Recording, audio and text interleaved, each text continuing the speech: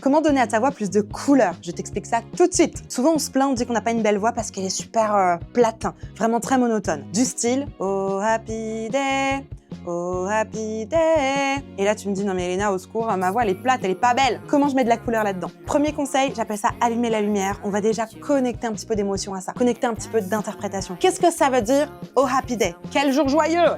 Donc déjà, pour commencer, être joyeux et comprendre ce que tu vas chanter, ça va vraiment t'aider. Souvent, on le fait pas parce qu'on a peur. On a peur, on appréhende, on se cache, on aimerait se cacher pour pas qu'on entende notre voix. Je comprends. Et donc, du coup, on veut pas en faire trop. Mais vraiment, connecte-toi à cette émotion, ça va vraiment t'aider. Deuxième chose, c'est travailler sur sa technique vocale. La voix, comme n'importe quel autre instrument, le piano, la guitare, la flûte et j'en passe, c'est un instrument qui a une technique. Tu dois apprendre à maîtriser ta voix avec de la technique vocale pour obtenir de la couleur dans ta voix. Et une technique qui fonctionne particulièrement bien, c'est d'installer les modes dans ta voix. Il y en a 4 des modes. Le neutre, l'overdrive, le curbing et l'edge. Rien que la maîtrise de ces 4 modes va déjà t'aider à colorer ta voix. Et ensuite, tu pourras toujours rajouter ce qu'on appelle les sound color, donc la résonance ou la couleur de son et des effets. Et si tu veux vraiment savoir dans le détail comment faire tout ça, j'organise un challenge gratuit qui commence dans quelques jours. T'as plus qu'à commenter challenge et je t'envoie toutes les infos pour t'inscrire.